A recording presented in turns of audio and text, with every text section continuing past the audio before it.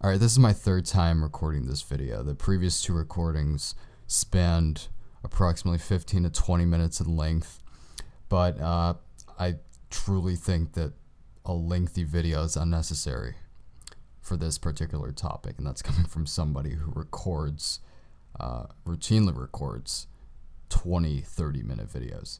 I want to attempt to keep this short and sweet because the message is quite straightforward and doesn't really need much elaboration. Here's the message. If you own a Nexus 6P and care at all about portable audio quality, you should buy the FiiO K1, which is this little titanium rectangle I have right here. It's a portable DAC/amp, and it takes whatever currents, it takes the music, the audio from your phone, and redirects it to this little rectangle for this little rectangle to process, thereby giving you significantly better audio quality, or in essence, normal audio quality. Because the Nexus 6P's DAC, as you know, especially if you've been watching my Nexus 6P videos for the past year, and if you have, then you know how often I bitch about the DAC, the built-in DAC in the 6P. Then you know that the audio quality that the 6P delivers is subpar to unacceptable. For $40, well, for $47 because you need this cable. The FiiO K1 comes with a microUSB to microUSB cable, but since the 6P doesn't have a microUSB port, that cable is useless, so you need to buy this. I'll have links in the description, so they'll take care of that. Just buy this 1-foot cable so you don't add too much length to whatever cable setup you have. Anyway, $40, okay, we just went through this. $47. You can make your Nexus 6P sound like an HTC 10. Now, it isn't without its inconvenience because, of course, you're going to have to be lengthening the cable that you're using for your headphones by a foot, which could be the difference between a portable setup and a semi-portable setup. But it's a workaround, and it's what you have to do when the manufacturer of the phone you own doesn't care enough to put a half-decent audio DAC in the phone. But at least it's a really good workaround. I mean, yeah, it's cumbersome to have an external DAC, but at least it's really small. I mean, this thing is, I can cover it up with my thumb. It's a really conveniently sized thing, so it barely weighs anything, and it's only slightly larger than a stick of gum. Or wider, rather. So let's get the 6P out here. Alright, this is how it works. So here's the bottom. You plug the USB Type-C end into the USB Type-C port. Set it down on the table, that part's optional. And then you plug in the microUSB part into the DAC. Then the light on the DAC lights up, which lets you know that the phone is now powering the DAC, because this doesn't have a battery, so it runs off the power of your phone, which does drain your battery a bit. The DAC on average consumes about 8 to 9% of your complete battery usage. So if you listen to music from 100% to 0%, 8 to 9% of that battery drainage was attributed or is attributed to the FiiO K1. So you do take a bit of a battery hit, but it's what you have to do to get good audio. Now you may be asking, I use Viper for Android on my phone. Why do I need this thing?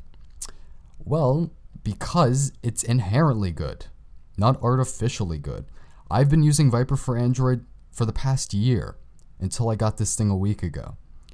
I was content with it, but I was just artificially increasing the treble frequencies because it gave me the illusion that my audio was clearer when it really was not. I was increasing the treble frequencies to ear-shattering levels, but ear-piercing highs was still better than having wispy audio by default. It definitely isn't ideal. It definitely doesn't beat having an actual hardware component that actually processes things actually well.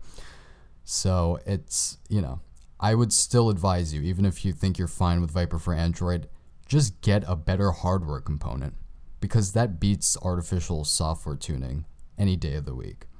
And it doesn't hurt your ears. Everything is processed well, and it's processed with the best of intentions, and you can't screw it up. That's the good thing about the DAC. You don't process the audio, the DAC does. So you don't need to mess around with crazy equalizer settings to damage your hearing. You can damage your hearing just by turning up the volume uncomfortably loud. Speaking of volume, this doesn't have any volume controls because it's all controlled from the phone. Of course, that's probably to make this as compact as possible, because this is supposed to be a portable DAC/amp. A DAMP. That should be a thing. And that wasn't just an accident, come to think of it. I intentionally said that. Does this make your music sound louder? Yeah, slightly. It doesn't give you a substantial leg up, but it can drive headphones that have impedances up to 100 ohms. So, most consumer headphones will be covered. The two headphones I use, the ATH-M50s and the SHP-9500s, both have impedances ranging around 32 to 35 ohms. So the DAC drives those headphones quite easily. If you have like the Bayer Dynamic DT770 Pro 80 ohm headphones, it should be able to drive it, since it's under the recommended 100 ohm maximum. And a lot of consumer headphones.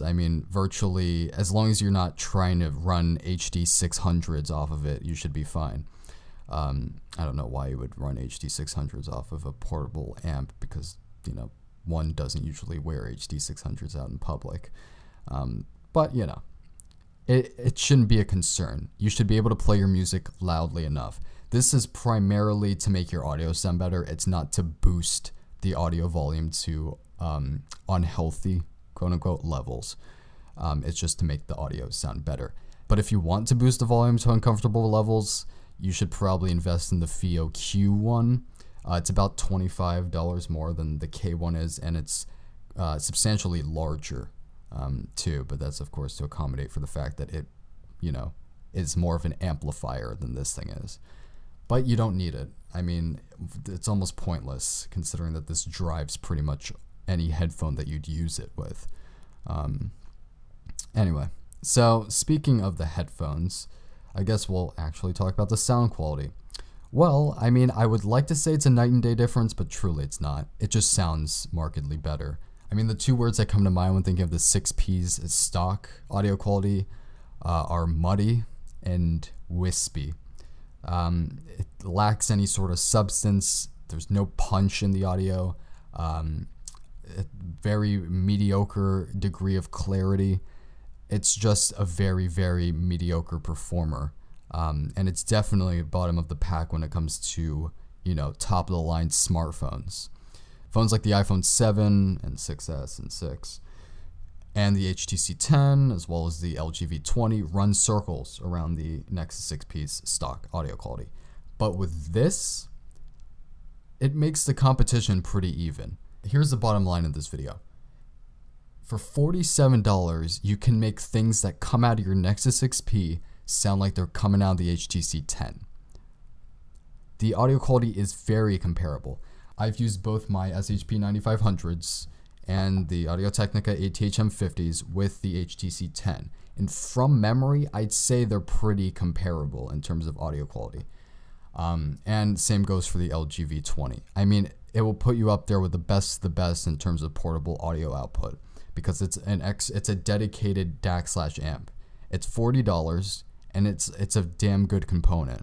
Now, another indirect advantage of having this thing is that when you plug in headphones, fine, let's plug in my M50s. When you plug in headphones, they're plugged in through the bottom of the phone.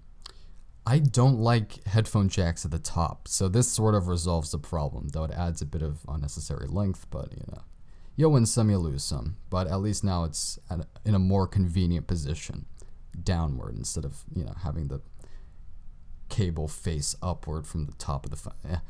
Bottom headphone jacks, better than top headphone jacks. Yeah. Moral of the story. More of the video, actually. I just made this video solely to make that point. Not really this product. This was just an excuse. All right, I guess we'll talk about audio quality. All right, we'll start with, I mean, these are two headphones I use, so I'll talk about each one pretty briefly.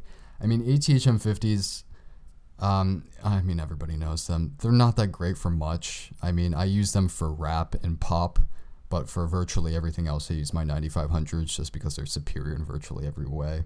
I mean, relative to the Nexus 6P's stock audio DAC, the K1s open up the M50s a bit. I mean, the M50s have a laughable soundstage. I mean, everything sounds crammed into your ear canals, partially because it's a closed back headphone, and partially because the ATH M50s just lack any sort of stereo imaging. But the K1 does open up the ATH M50 slightly, to the degree that the HTC 10 or the LG V20 would. So basically the K1 allows the Nexus 6P to play catch up without it actually directly participating in the audio processing.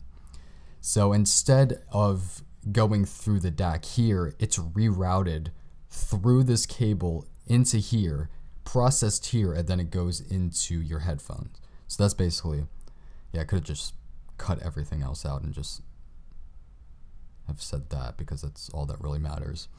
Makes my M50s sound almost like they do on my desktop. I plugged the K1 into my laptop just to see how it sounded, and it works. I mean, of course, my laptop has more than enough power to drive it, and it doesn't really take a hit on my laptop's battery. And I like it. I'd still use my E10K over the K1 for my laptop, but that's just because I can. Even if I had to get rid of my E10K, I wouldn't care that much because, again, this is virtually as good a performer. And it's on the go, which makes it all the more impressive. So, okay, going back to my M50s. Makes the M50s sound a bit more open, but it's nothing to write home about because, of course, the M50s have a very weak soundstage. And also with the K1, you restore the punch that the 6P lacks. So with rap and pop music, you feel the thump with the ATH M50s. Of course, that's, one of the best things about the M50s, It's kind of a trademark, the thumpiness, because of the emphasized low end with the sound signature. So you get that. Of course, you get that with the HTC 10 and to some extent the Galaxy S7, and with most built-in DACs on laptop motherboards and things like that. But you weren't getting it on the 6P, so at least now you can up your game for $47. You could have upped your game for $47 last year, but I never bothered to pick this up. And now I'm telling you guys to pick it up because you need to pick it up. It's almost imperative. SHP 9500s, these, I love them. I mean, if you have a budget of like $200, get the SHP 9500s. They're open back, so they leak, but it allows your music to like blend in with your environment, so it's more airy. Soundstage is significantly better than the M50s because of course it's open back. The Nexus 6P's stock DAC stifles the potential of the SHP 9500s, making music sound dull, lifeless, and without much stereo imaging. I mean, everything was crammed into the right channel, like the inner right channel with the SHP 9500s, and with the ATH M50s for that matter. But of course, with the K1, it restores the audio fidelity. Of course, now you have sort of like, you have balanced imaging, soundstage, signature, omnidirectional rather than like a borderline unidirectional sound coming from the stock 6P. So basically, yeah, $47, plug this into your phone, take it on the go, make your music sound like it's coming out of an HTC 10 or a pretty decent motherboard DAC from a laptop or desktop. You can even use this with your laptop or desktop because chances are it's better than what you have in your laptop or in your desktop. It's multi-purpose, multifunctional, no battery required, take it on the go. highly recommended, especially for the 5X and the 6P. Of course, I'll leave a link to the cable in the description. You need it because without it, you can't plug it into your USB Type-C device. And yeah, would I recommend getting this for like the HTC 10? No, I wouldn't, because the HTC 10 has a fantastic DAC that is probably as good as the FiiO K1's. The FiiO K1 is. From memory only, of course, I can't give but they're pretty neck and neck in terms of audio output quality, because of HTC 10, I mean, okay, I have to wrap this up. I feel like this is almost no longer short and sweet. Is there anything else to mention? Oh yeah, Viper for Android doesn't work through the K1, so in order to use Viper for Android, you have to plug it into the headphone jack, in turn using the standard audio DAC, which, I don't know, might be a minor inconvenience. I mean, ideally, one would like to have the best of both worlds, software and hardware, I don't know, optimization, quote unquote. But maybe it's all for the better. I mean, Viper for Android might be slightly toxic in a way. Kind of is. But just keep that in mind. I'd still take the K1 over using Viper for Android any day of the week. I mean, just pure unadulterated audio quality is better than, you know, adulterated, faux good audio quality that can be ear piercing at times due to the fact that you like to artificially boost the treble to like emulate clarity. But yes, in summation, it's sad that getting this is necessary, but at least it feels more like a solution than it does a workaround. So that's where I'll leave it. Pick it up, please. Do yourself a favor. You've just been Evil Ninja 99. Thank you for watching the world's longest PSA ever, and I'll catch you on the flip side. Later.